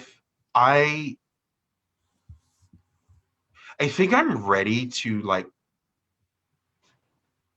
don't know if this makes sense, put down roots. I've moved, like, I've kingdom hopped, and I've had amazing experiences, and I think that's one of the things that I bring, is that rich experiences, that access to multiple kingdom anthropology. I mean, like Athenaeum, beautiful example, right? But this is like, I feel like I want to, like, invest time in, like, the Priory of St. Catherine, right? Like, build this household out and become, like, make it a thing, and not that I'm going to do it hands down, but like, there's this group of people that inspire me all the time, and I want to spend more time with them and invest more time in developing people and helping people on their artistic path, and continuing to be a disruptor, in council. I mean, like, like that, that's, I don't ever see that changing. And so I'm gonna stop you there for just a second, because you say disruptor, but yeah, what I see is a nurturer and a agent for positive change. Well, thank you. Sometimes it doesn't always feel like that. But again, sometimes when you're looking only through your lens, you can get really myopic. But sometimes it just feels like, and maybe just because of recent events, it just feels like sometimes you're battling against the stream, and you're like screaming into the void sometimes, or saying things that people are like, I can't believe you said that. And I'm like, well, I did, and I said what I said. And I want to be, more than anything, an agent for positive change. I really, really do. But that often comes through disruption. And so, I don't mean disruption as disruptor as a negative or as pejorative. It's just sometimes you have to disrupt status quo to make change. And I would say that, I don't want to keep going back to Athenaeum, but that was a disruptor, right? We did something, and we, as a Laurel group, we dropped something in the middle of the arts community and said, come on, let's try it out. And guess what? And it was a huge success because we all bought into it, and we disrupted kind of what our status quo. And so when I'm saying disruptor, I don't necessarily mean it as like negatively, or like I said, as a pejorative, but I am always trying to be the person who's like, but why? But why? And some people don't like that. I think that's a hard role to play all the time, because it makes you feel like you're always not like the squeaky wheel, but like, you know, like you're always saying, we can do better, we can do better, we can do better. And people are always looking at you like, when is it going to be good enough for you? Right? Well, you know, I've actually, you know, in a very literal sense, I've had to actually come to terms with like how I viewed candidates, right? Like my bar, like I think my bar is too high. And I've really had to work on adjusting that. Literally what you're talking about. You know, coming to terms with, you know, good enough sometimes is good enough. And but equally, I also think that there is a value in playing that role. And it does, you're right. You do get tired of kind of being that. But the other thing that I have to say is I sit in like, and I'm sure, you know, Rifkin, you do as well. And like, but I'm inspired a lot by the people I sit in council with too, right? So, you know, there are people who make you, who I'm like inspired to be like, all right, you know, I'm gonna disrupt, you know, I'm gonna be like, but what if, because somebody else has inspired me. And it's like, so I'm certainly not tooting my own horn saying that I do it alone. I think we all do it. It's, well, no, we don't all do it. I'm being a little generous. There are people who do it, and it does get tiring after a while, but that's how you make progress too, is when you constantly push the envelope and you're like, all right, well, you know, all right, fine, maybe I pushed too far, but if I didn't push at all, would there be progress at all?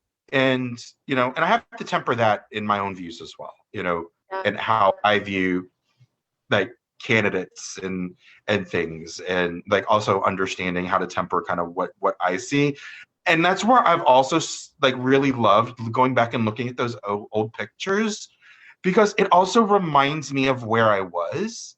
Right. And like my reaction is like, oh, wow, that could have been better. And like, but I was laureled at that time, right? So it's even then, it's like I'm constantly trying to, like, how do I keep the bar in the right place? I don't want to jeopardize the quality of the council, but I also don't want to be the Russian judge, if you will. You know, I don't want to be that Laurel, right? No. One of the things that has been kind of life-changingly helpful to me in that regards of evaluating candidates and letting my personal bar sneak a little too high, is that during my time in the Laurels Council, we've had 2 candidates pass away that we were discussing at a pretty serious level. And it makes some of the more petty things that maybe we were discussing seem really, really meaningless. And it's a good way to get some perspective. Well, if we're gonna go there. Yeah. But no, you're 100% right.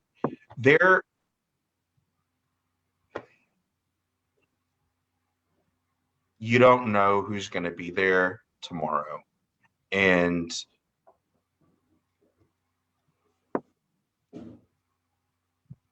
almost 3 years ago, I looked into that very void myself. And I've been open about that, right? Like the whole, my whole, brush with suicide. And it gave me a lot of, like, my perspective shifted a lot because of that. And it's a lot about what you're saying is like, you don't know who's going to be there tomorrow. And why do we constantly play the hold them up game? Like, if we know we're going to move on a candidate at some point, why do we keep playing this petty game, right? And start, and nickel and diming them, here, there, and everywhere, and picking apart every little thing they say, and then like turning personal grievances into council business. And it just really changed my perspective on what's important to me in these discussions. It's more important, well, will this candidate be a credit to the order than do I have a personal problem with this person? Because I have personal problems with people we have elevated that I have voted yes on, because I actually think that I've gotten to a place, and I'm not bragging, I'm just like, this is like, I struggled to get here, where I think I can usually suspend my personal issues and say, you know, this is the criteria. But that's also why it's been so beneficial for me to like, and why I talk about in my real talk video, you know, like why it's so important for me to reiterate that there's a checklist. There really is a checklist for becoming a peer and becoming a Laurel. And so I always go back to that checklist to make sure that I haven't strayed too far one way or the other. And that I'm not letting my bar drop too far, not becoming just a big old softy who's gonna, you know, be like, it doesn't matter, they could be the worst ever, I'm gonna say yes, because you know we have those two. And you know, but going back and looking at those pictures has really helped center me, like on what that bar looks like, because Kapora says better than 50%. But is it 50% where we are now, or where we were elevated? And I'm like, it's somewhere in between, because well, you've been building on the people who came before you, and that's a whole different topic. But I use that to ground me on where I was, because I thought I was a lot better than I was. You know, hindsight, I was the best. And I go back and look at these pictures and I'm like, boo. No. You have come just as far since then as you did to get to that point. Absolutely. And you know, and that's why I love looking at those pictures. Not because I love looking at myself, because I don't. But I love how it reminds me of where I was. And that absolutely factors in for me too. That a candidate may not be completely gift wrapped with the bow when they get brought forward to kingdom, but I know that person's going to be a great peer. I've watched them. I know that they have a growth mindset, and they're constantly looking to improve themselves and learn more and teach more. And that's all I need. You know, if it's 100%, if it's 100% that can't grow and that isn't doing, they're not going to be at that kingdom level discussion anyway. So I agree. And the thing that I think I would add to that is the ability to receive feedback and apologize when wrong, because that to me is sort of the ultimate marker for when somebody is ready to go, is when they don't feel like they need to impress with their knowledge. They're ready to say, you know, I don't know, and I'm okay not knowing, but I know a lot, and I know where you can go to get that. And if I'm wrong, I'm sorry. Like those are like, that's what I look for, right? And like, I don't look for perfection, because God knows I'm not perfect. I have shown my ass in public as much as I haven't, right? And I have learned like that, you know, if like it's one, like you need to be able to apologize. That is just important as a human being. And if you can't get that as a peer, well, you're fucked, because, you know, then you're just a bad peer, because we are not infallible and we make mistakes, and we are on a stage 24/7, and we're going to make those mistakes in public. And so we got to be able to say we're sorry. Yep. And that for me is huge. Like in a candidate, that's huge. Own your mistakes and grow from them. Yep. See. Duke James says, James Holy, do you think James the Holy's watching? He is. He wants to know, do you think that the standard creep comes from wanting the best that a candidate is capable or is it that if they can't hit that high mark or have a fear of hitting that high mark, that would make them not a great peer? I didn't read that very well, but did you get the gist of it? No, I didn't. And it's not because you didn't read it well, it's because you broke up. Oh, okay. So yeah, no, I didn't get it, but it wasn't because of how you read it. It was like, I got, it was like the rap version. It was like, waka, waka, what? Do you think that the standards creep comes from wanting the best that you know a candidate is capable of, or is it knowing if they can't hit that high mark or have a fear of them not being a great peer?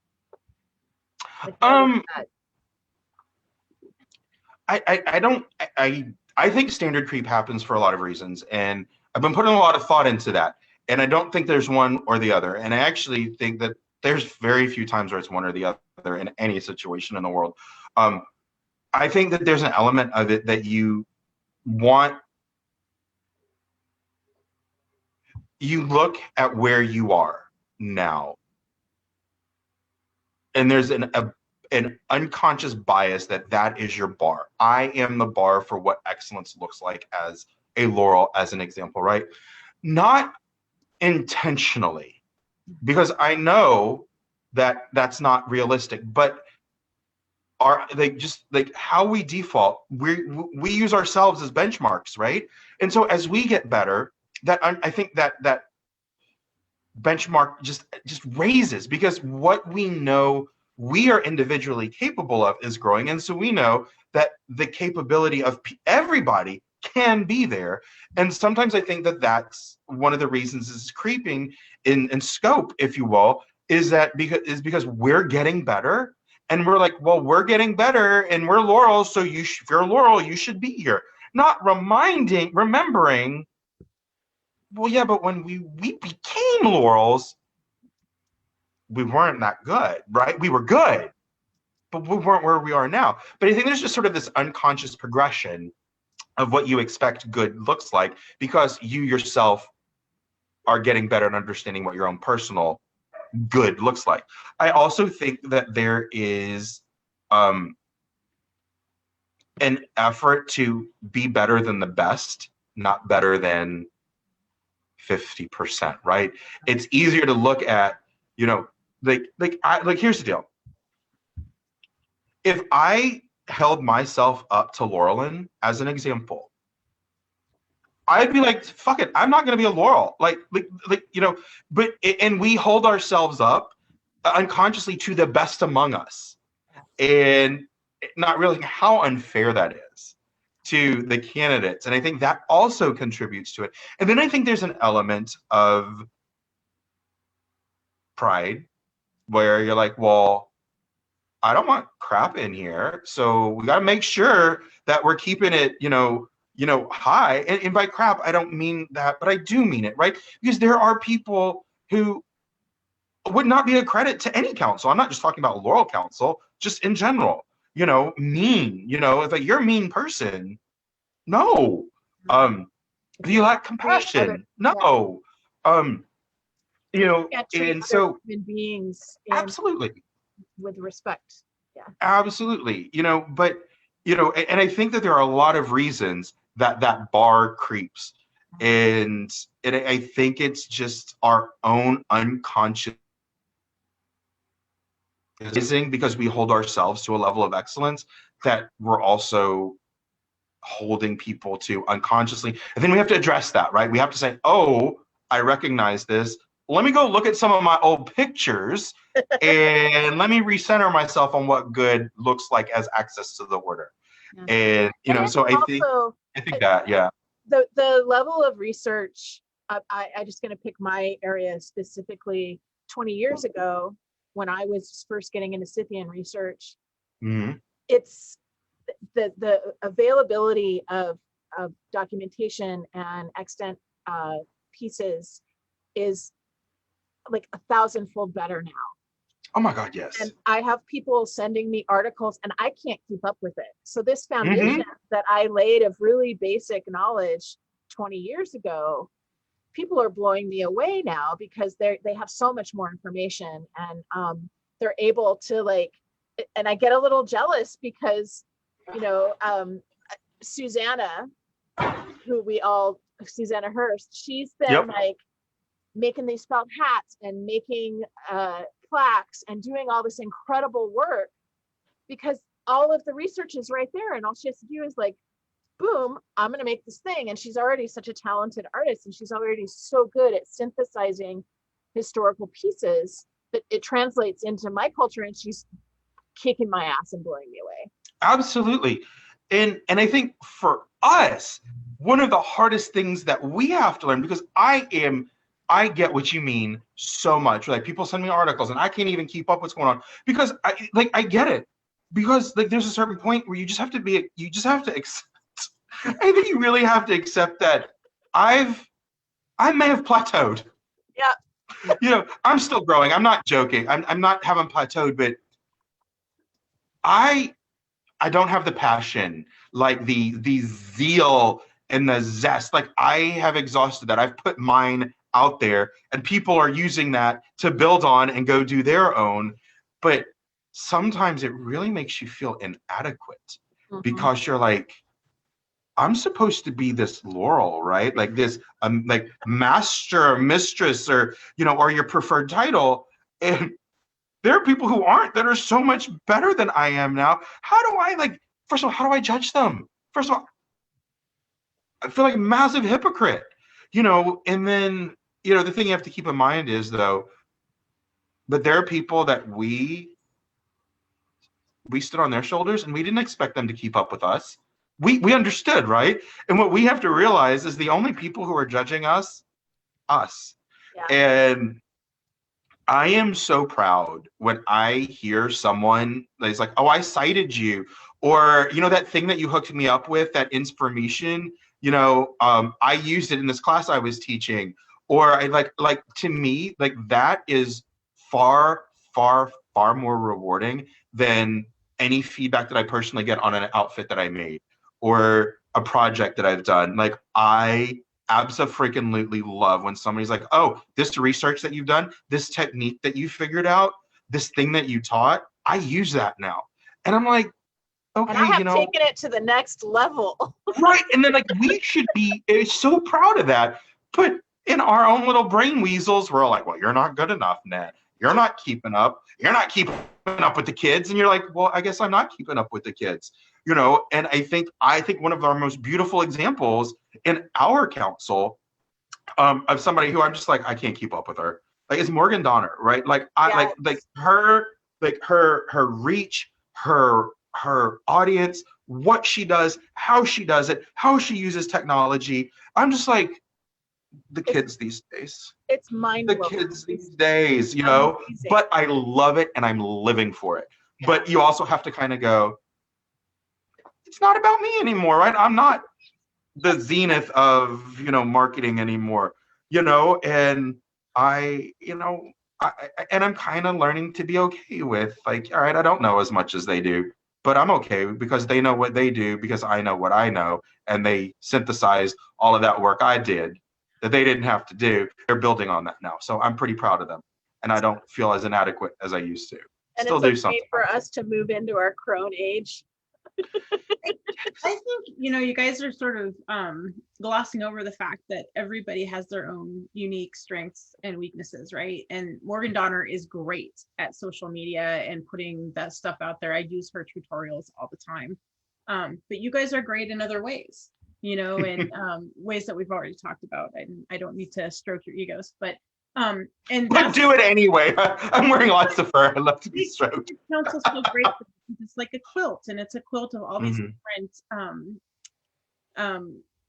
talents and skills, and I love that. Yes. Yeah. So and I'm not a Laurel, but like you can correlate to Knights Council, and it took me a while to find the line of caring enough and not caring too much, right? Because that's hard. But I think when you decide that you're going to be the kind of peer that wants to foster people and make them the best they can be and make the council the best they can be, then you make the right decisions about where the bar is for a certain candidate. Because I think the bar is kind of a myth, and I don't know about Laurel's Council, but for Knights Council, I think it's a myth. I think everybody has their own qualities that we weigh, and it's more of a weigh and measure than a bar. But answering Duke James's question is that I think really we're coming from a place where we want the best for the candidates. Yeah. If you aren't getting what you think you should be getting, ask why. And usually it's coming from a place of love. And you're being held back because of something that they think you need that's going to make you better. And it's not because they don't want you in their club. Thank you for saying that, because I think we've missed that part. And that's the thing is there is so I think the other reason that my Real Talk video resonated with so many people is because there's so much mystery around becoming a peer. And and people think that we're a gauntlet and we're working against you, right? We don't want you in our order. You have to convince us, right? And I think there's a lot of people who approach all peerages that way. I have to prove to them because they don't want me. And what it really is we want you. We want people to succeed. We want to put people in our orders. We just want to make sure that you understand what we're about, and that you and all of those criteria that you're talking about, like those individual ones that we have, that you meet them, those individual pieces and parts that we believe make a great peer. We want you to meet them. We truly do. I know there are going to be a few exceptions who are just buttholes and they do want to keep people out. But in general, we're pulling for folks, right?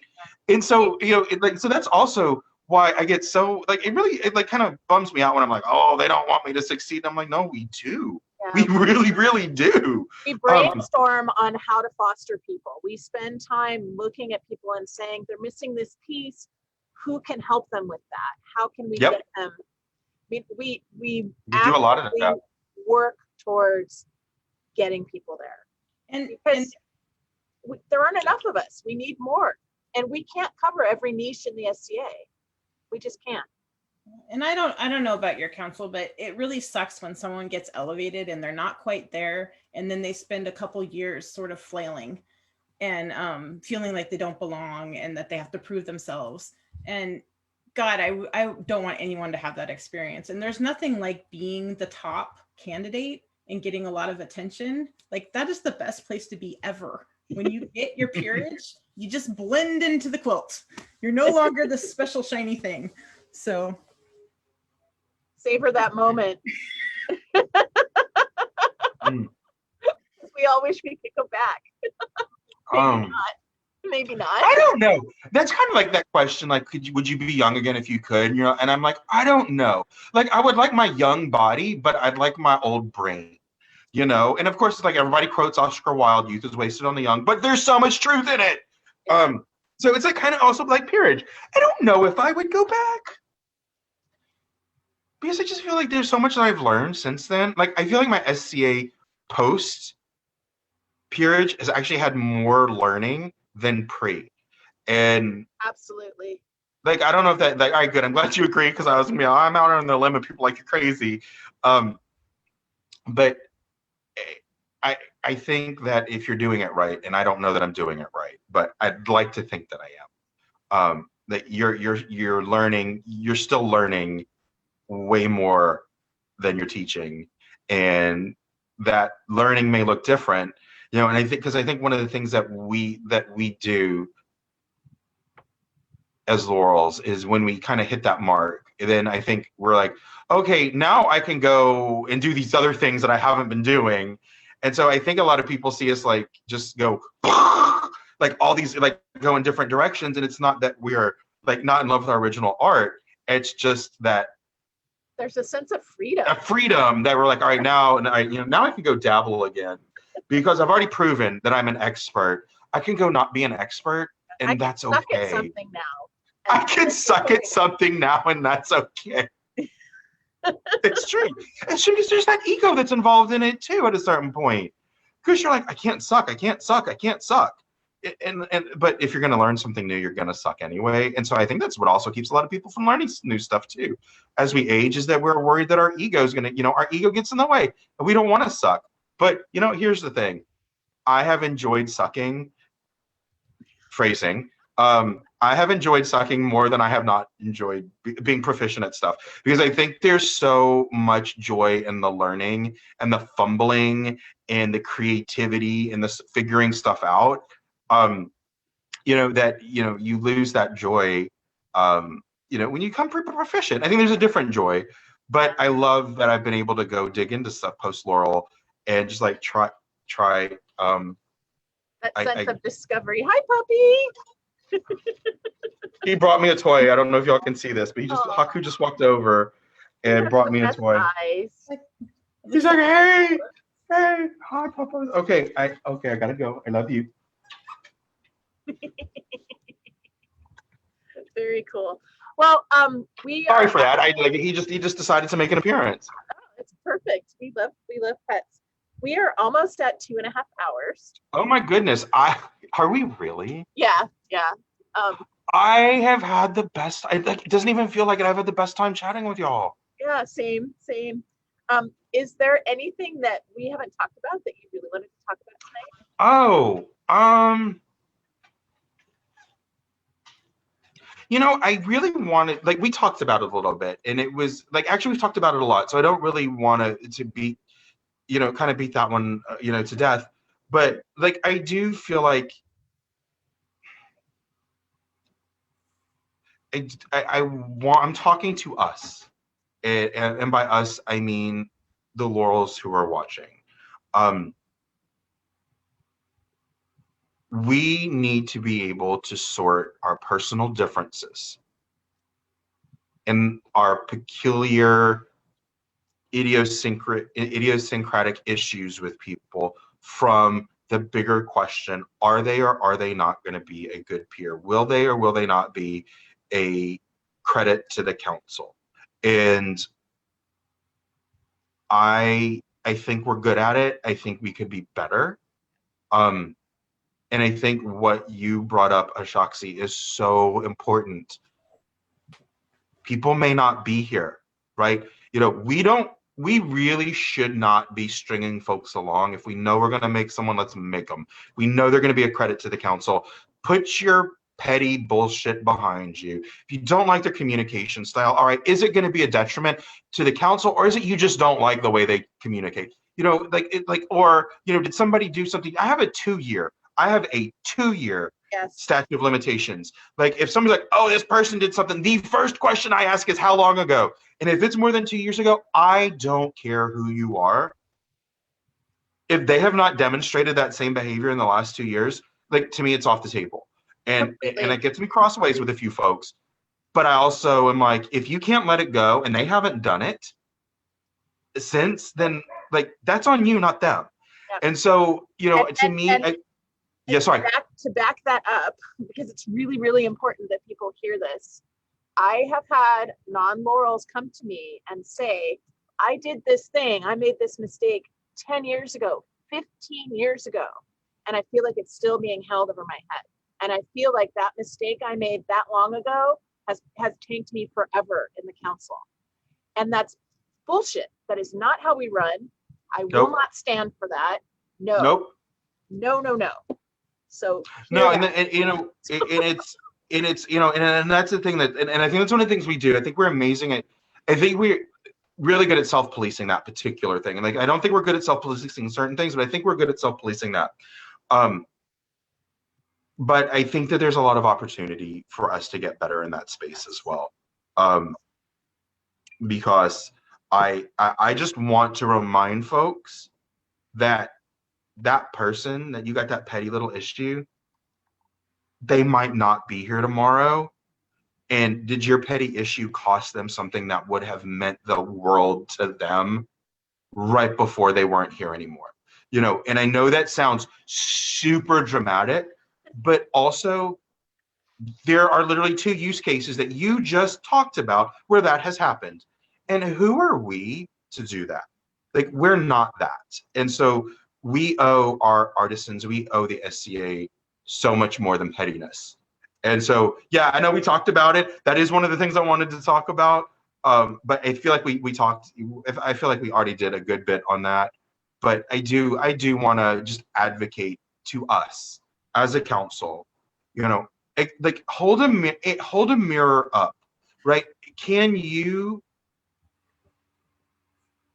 Could you survive the microscope that you're putting a candidate under?